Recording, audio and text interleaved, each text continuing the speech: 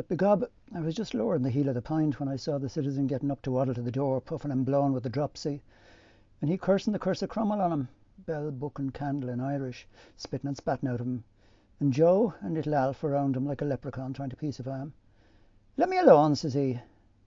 And begob he got as far as the door and they holding him, and he bawls out of him, "3 cheers for Israel!" Sit down on the parliamentary side of your arse, for Christ's sake, and don't be making a public exhibition of yourself. Jeez, there's always some bloody clown or other kicking up a bloody murder about bloody nothing. God, it'd turn the porter sour in your guts, so it would. And all the ragamuffins and sluts of the nation round the door, and Martin telling the Jarvey to drive ahead, and the citizen bawling, and Alf and Joe at him to whisht, and he on his high horse about the Jews, and the loafers calling for a speech, and Jack Power trying to get him to sit down in the car and hold his bloody jaw, and a loafer with a patch over his eye starts singing, "If the man in the moon was a Jew, Jew, Jew," and a slut shouts out of her, "Hey, mister, your fly's open, mister." And says he, "Mendelssohn was a Jew, and Karl Marx, and Mercadante, and Spinoza, and the Saviour was a Jew, and his father was a Jew, your God." "He had no father," says Martin. "That'll do now, drive ahead." "Whose God?" says the citizen. "Well, his uncle was a Jew," says he. "Your God was a Jew. Christ was a Jew like me."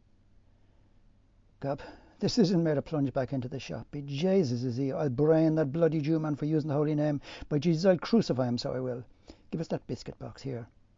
"Stop, stop," says Joe. A large and appreciative gathering of friends and acquaintances from the metropolis in Greater Dublin assembled in their thousands to bid farewell to Nadja Sagos Uram Lepoti Virag, late of Messer Alexander Thoms, printers to His Majesty, on the occasion of his departure for the distant clime of Sashamens Borju Gulash, de Gulash, meadow of murmuring waters. The ceremony, which went off with great éclat, was characterized by the most affecting cordiality.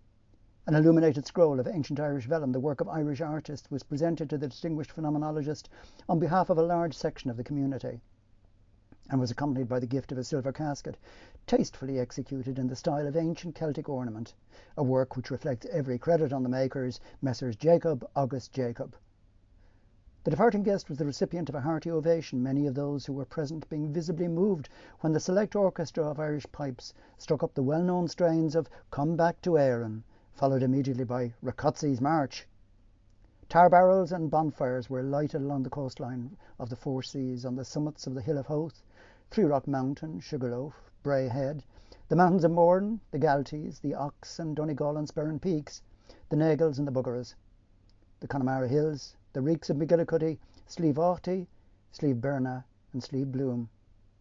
Amid cheers that rent the welkin, responded to by answering cheers from a big muster of henchmen on the distant Cambrian and Caledonian coasts, the mastodonic pleasure ship slowly moved away, saluted by a final floral tribute from the representatives of the fair sex, who were present in large numbers, while, as it proceeded down the river, escorted by a flotilla of barges, the flags of the ballast office and the customs house were dipped in salute, as were also those of the electrical power station at the Pigeon House. "Visant la tashra," Kelvish baraton, "Visant la tashra." Gone, but not forgotten. God, the devil wouldn't stop until he got hold of the bloody tin anyhow, and out with him and little Alf hanging on to his elbow, and he's shouting like a stuck pig, as good as any bloody play in the Queen's Royal Theatre. "Where is he till I murder him?" And Ned and J.G. paralysed with the laughing. "Bloody war," says I. "I'll be in for the last gospel."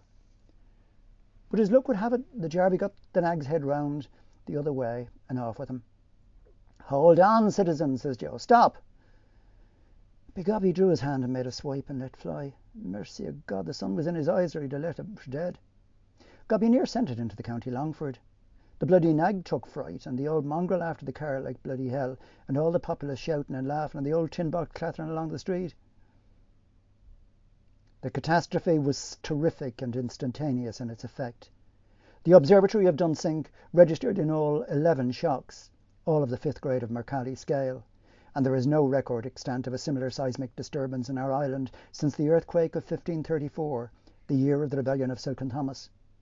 The epicentre appears to have been that part of the metropolis which constitutes the Inns Quay ward and parish of St. Micken, covering a surface of 41 acres, 2 roods and 1 square polar perch.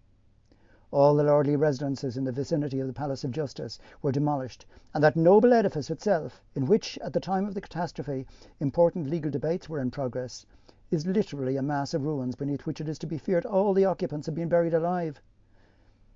From the reports of eyewitnesses, it transpires that the seismic waves were accompanied by a violent atmospheric perturbation of cyclonic character. An article of headgear, since ascertained to belong to the much respected Clerk of the Crown and Peace, Mr. George Fottrell, and a silk umbrella with a gold handle and with the engraved initials, coat of arms and house number of the erudite and worshipful chairman of the Quarter Sessions, Sir Frederick Falconer, Recorder of Dublin, have been discovered by search parties in remote parts of the island, respectively, the former on the third basaltic ridge of the Giant's Causeway, the latter embedded to the extent of 1 foot 3 inches in the sandy beach of Hull Open Bay, near the old head of Kinsale. Other eyewitnesses depose that they observed an incandescent object of enormous proportions hurtling through the atmosphere at a terrifying velocity in a trajectory directed southwest by west.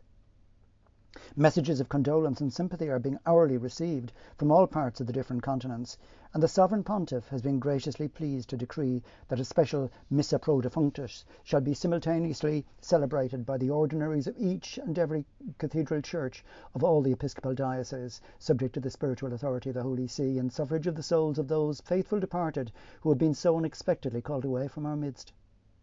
The work of salvage, removal of debris, human remains, etc., has been entrusted to Messrs. Michael Mead and Son, 159 Great Brunswick Street, and Messrs. T&C Martin, 77, 78, 79 and 80 North Wall, assisted by the men and officers of the Duke of Cornwall's Light Infantry, under the general supervision of H.R.H. Rear Admiral, the Right Honourable Sir Hercules Hannibal Habeas Corpus Anderson, KG, KP, KT, PC, KCB, MP, JP, MB, DSO, SOD, MFH, MRIA, BL, MUSDOC, PLG, FTCD, FRUI, FRCPI, and FRSI, FRCSI. You never saw the like of it in all your born puff. Gob, if he got that lottery ticket on the side of his pole, he'd remember the Gold Cup, he would so, but begob the citizen would have been lagged for assault and battery, and Joe for aiding and abetting. The Jarvey saved his life by furious driving as sure as God made Moses. What? Oh, jeez, he did. And he let a volley of oaths out after him. Did I kill him, says he, or what? And he shouted to the bloody dog, after him, Gary, after him, boy.